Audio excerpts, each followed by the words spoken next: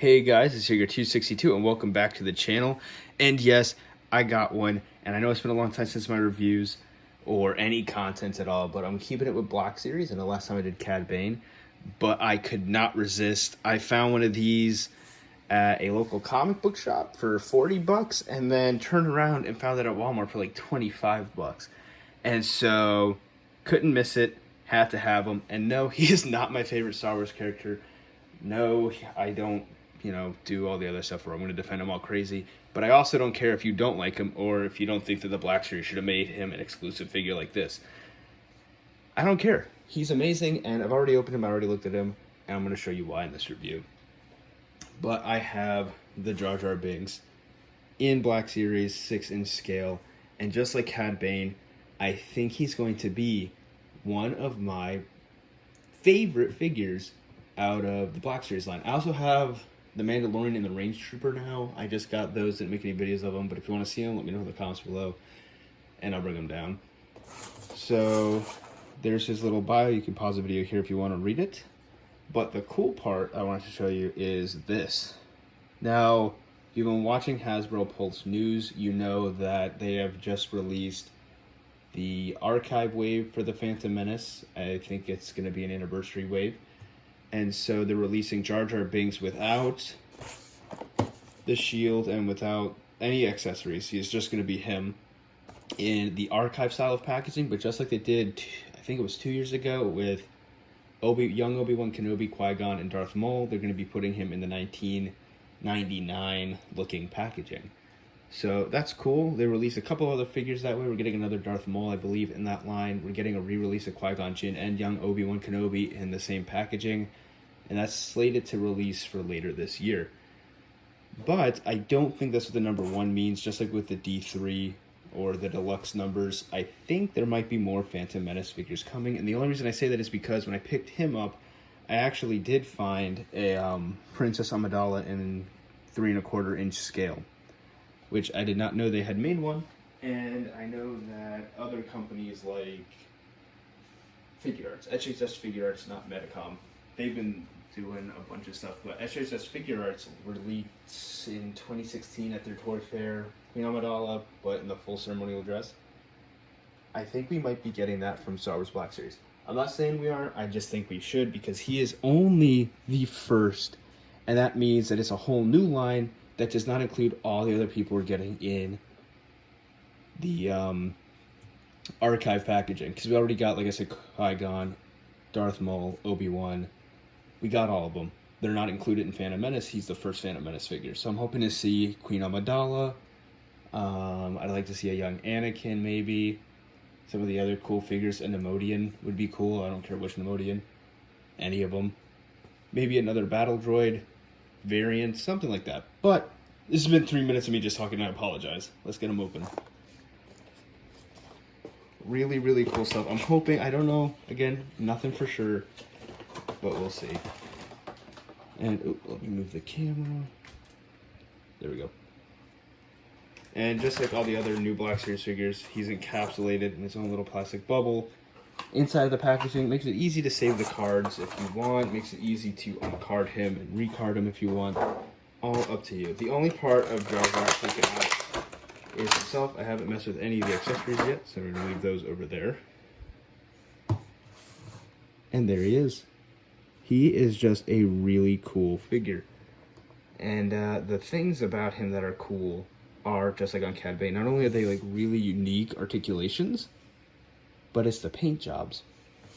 So just real quick, he does have 2 joints. He has a ball joint at the bottom of his neck and a ball joint at the top of his neck. So the neck is a single piece. You can move it. His head rotates all the way around. Oop. But you can move his neck on accident. There's the back of his neck. But they do move independent of each other, which gives you some really cool poses. He can look down pretty far if you rotate the neck right. Can't really look up too... Oh, nope, he can look up pretty far too. These pieces are glued in. I know on some people's figures they're kind of loose because they're just pegs that are super glued. Mine are fine. 90 degrees at the shoulder. Back. You can't go farther back than this. It is just a single hinge joint that goes forward and back. And it does do a full 360, 90 degree at the elbow, swivel at the elbow as well. And like most Black Series figures, it's going to have a hinge on the wrist and it swivels 360. Same thing with this arm. There are, just like the neck, 2 joints in the waist. So he can look up, or I guess he can bend up. Not a real ab crunch there. He's got a dumbbell joint underneath his waist, but his skirt blocks him from doing any more movement like that. Swivel at the thigh. Double jointed knees, which will pass Robo on the Fuchsia's kick your own ass rule. He can do it. And a huge ball joint at the foot or ankle. Puts just a tiny little plastic piece here. Does go all the way up like that and can go back pretty far as well.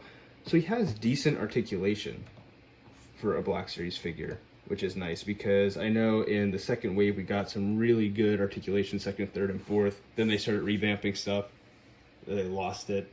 And all their new Stormtroopers, in my opinion, have just no real articulation at all. Anything that was made basically after The Last Jedi. Anyway, that's not what makes him amazing. What makes him amazing is the paint apps. I'm hoping this will focus. There are no less than 3 separate colors in the paint apps on the eye stalks. And the skin molting is a nice airbrush from dark to light. But look at his arms. It is just amazing how they kept that pattern in from the original costume. Neutral expression, I'm glad they gave with the I'm glad they gave him the neutral expression for this reason. All the accessories he comes with leads you to believe that Jar Jar Binks is not the last Gungan figure we're gonna see. But to continue with the paint apps, feet, they're pretty basic compared to the rest of the body, but they do it real well. The stitching on the side of his pants is actually sculpted in, like the stitching and details on Cad Bane. And all the way down to except for that paint spot there, all of this is perfect. The little airbrush and molting that they did on the head in between the lines to bring out all that detail. Between his ears, all the way down to little bone spurs, I guess? I don't know. I don't actually know Gundam anatomy too well, but everything is just really clean paint apps. But not just clean like Cad Bane. I was like, man, that's really clean and nice and it's metallic. This is clean on a whole nother level. Like, this looks exactly like Jar Jar Binks from the movie to the last detail. So I'm going to put him over there. Because the next really cool thing that we get in this package is a bunch of accessories, which is why he has a much higher price point than, you know, most other figures. I'm just going to pop them out here. All these accessories, for anybody who's wondering, come from the very end of the Phantom Menace, if you've never seen it, which I doubt there's very many Star Wars fans that haven't. But Jar Jar does wield weapons in the movies canonically. We have his energy shield, which is as tall as him. We have the little energy orbs with their own kind of addle, which, I said that way wrong. But it's basically an ancient device that lobs things. And then his spear, which comes in 2 parts. You just plug it in like that. And it's impressively tall. Little barbed part at the end. Give you a closer look at these. Basic paint apps on the spear. Oh, sorry.